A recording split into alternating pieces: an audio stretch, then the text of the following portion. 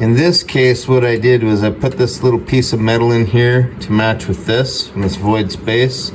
And then I drilled and tapped the hole in that. And then I welded that to the frame here.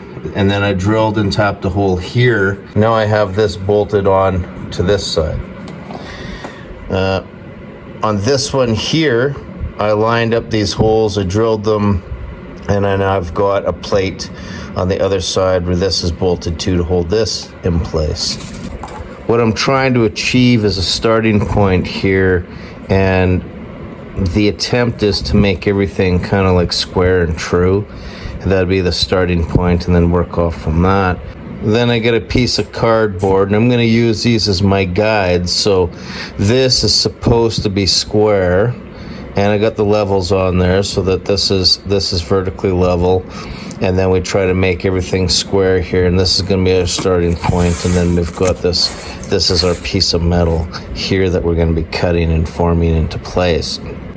The other idea that I'm playing around with is if I can make this removable, so then I would be taking this metal and I would be tacking it to this, and then this receiver portion that I'm building would then be also removable.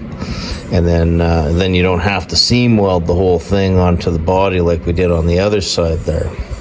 Now, for this void space up here, the plan is that I put that in there, I rest it on the top of the angle iron here, and then I have it up against there, and then I'll tack weld it here and here on both sides, and then whatever I can reach on the top of this lip here, I'll try and maybe get another couple tacks on there. Now, the other idea is that once I've put this in place where I want it to be, then again I'm going to drill a hole in here, and then I'm going to have a welded nut on the back, and then this plate will then go all the way across, and then that's what will bolt to the top. If we take a look on this side, this is supposed to represent where that 2x4 piece of square tubing is going to be, and that's going to be welded onto this, and then it's going to go into our receiver. So what I'm trying to demonstrate here is this is that plate that I made, and I made it so it's going to overhang either side of that. On this side here, you'll have enough material to again have a welded nut on top, and then have your flange piece. So that piece of plate has to be wide enough to accommodate both sides. We're setting up our metal here, so what I had to do first was I had to extend this piece.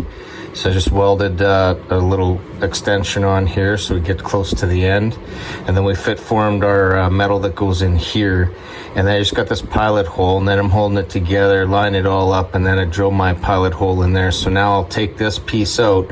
I'll drill that out to a 1/4 inch, and then I'm gonna weld my 1/4 inch nut on the back side. This is going to have to be done all over again once we fit this piece over here. So once we have this side done and this side done, then we can think about welding this actually to the body and to our metal over here. Now, the second part will be, once we've got everything done that needs to be done on the inside, then what we'll do is we'll end up putting some metal in here, and we're going to seal all this up, this gap here, so that nothing gets in there from the wheel well. And again, we would just use our cardboard and figure out what we need to do there, and then just fill that space in, and then nothing should get inside there and compromise that. I've tacked a bar on the top and the side because I want a consistent kind of true flat surface to work with here. So what I did was I got that square tubing, and that was gonna bolt it in place, hold it true while I welded it, tack welded it in there. And then I got this other little flat bar in here, and we used the level to get this vertically level, and then we used the square off of this face here to that face to make sure that part's square. And we tacked everything there, and now when I remove that, I'll have my other flat bars that bolt to it, and then we'll have our other metal welded or tack welded to that. Part of the reason is if I have to manipulate the metal while we're working with it and stuff, I'm able to remove it and do that. If we were to weld it right to the body. We don't have that luxury.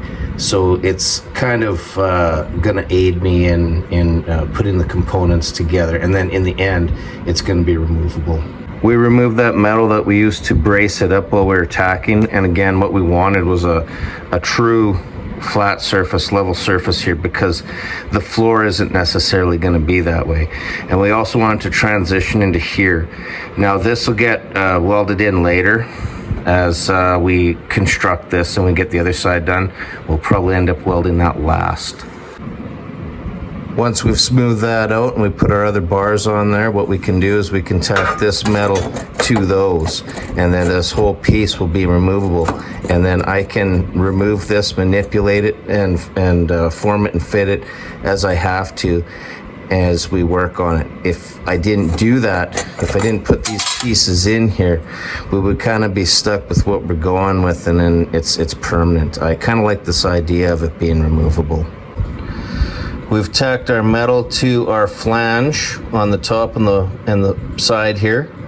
And then I went and I tacked some metal on the bottom. And then that's going to support our stub that's going to go in here for the side of the rocker slider. And here's that stub that's going to go in there. We cut that on a 45 so that when the time comes, we can reach in there and we can weld our nuts on the inside so that when we bolt that on there. Now that I've got this cut, we're going to put that in place right here, and we're going to start taking a look at what we need for space and clearance. We take a look here at the other side. Here's our top metal here, and here's our bottom that's going to rest in there. And I just have a piece of steel in there, and that's going to be some clearance.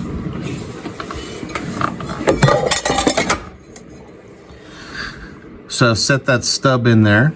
And we're going to have some clearance at the top here, and that plate on the back side is going to be some clearance on that side, and then we're also going to have some additional clearance on this side here, and then this is going to hold everything in place.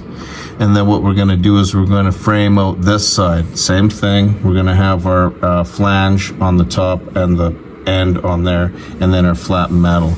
And then what we'll do is we'll hold everything where it needs to be and kind of tack it all in place. I've just basically rough cut that flat piece there. I'll do a little bit of trimming so it'll fit good. And then we'll locate where our lip has to be. So we're gonna put this in place first. And it's gonna match this bottom edge on this bottom piece.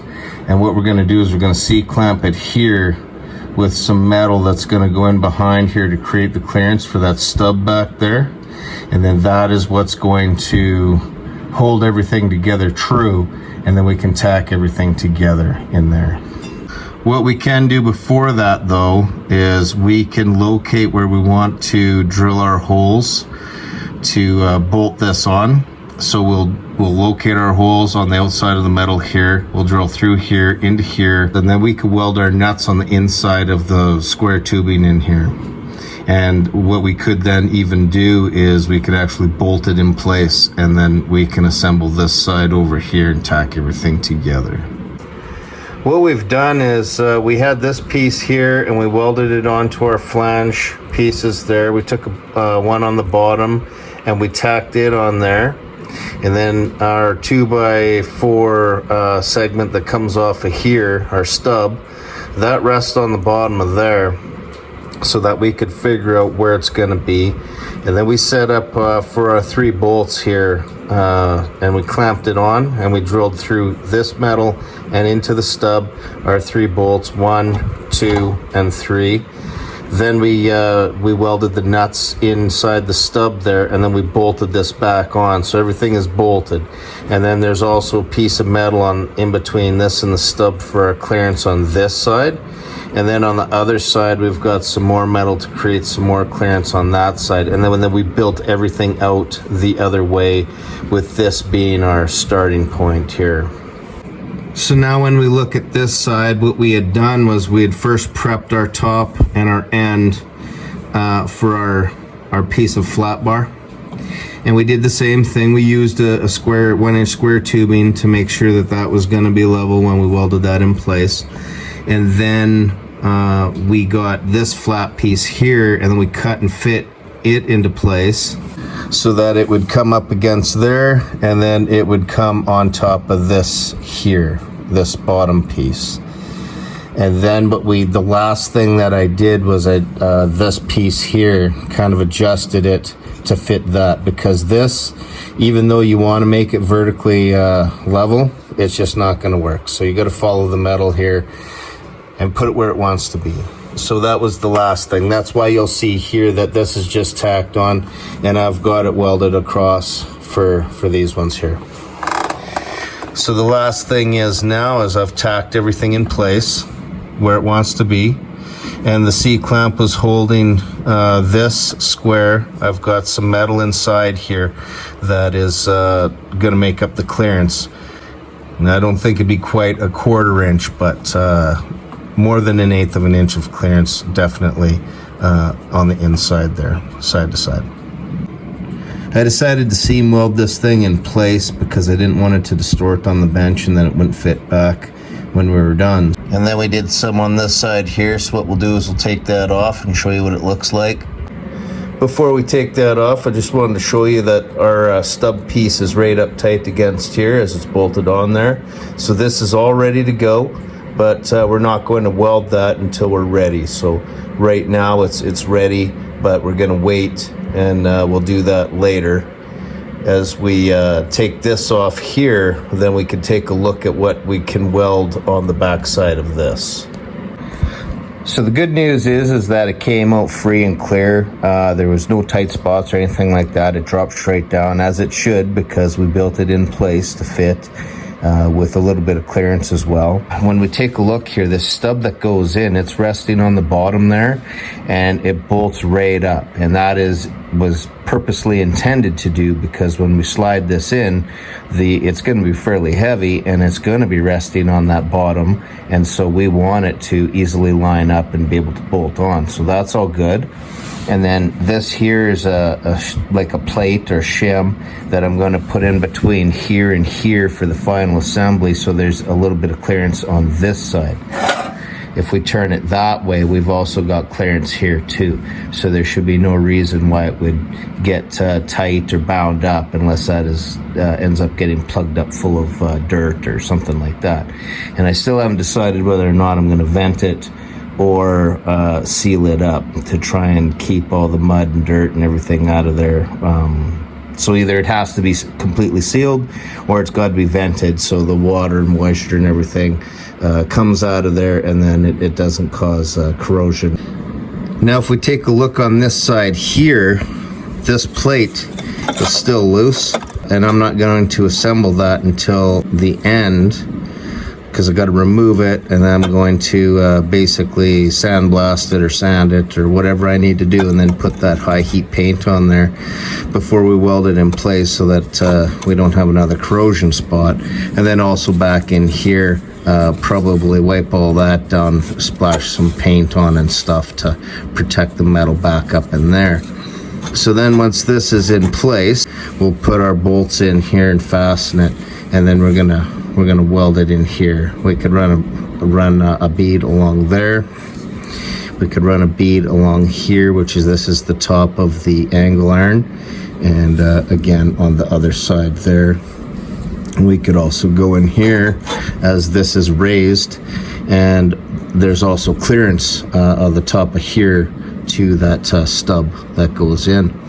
And then finally, we should have enough room around this angle iron in here, so that when we do weld that stub on there, we could weld it all the way around. The weld will be in here, and this will be enough space so that it'll come flush up against this edge here. So hopefully that all works out the way we have it planned. And then that pretty much finishes this stub and this receiver on the back end. And now we got to do the same thing to the front end.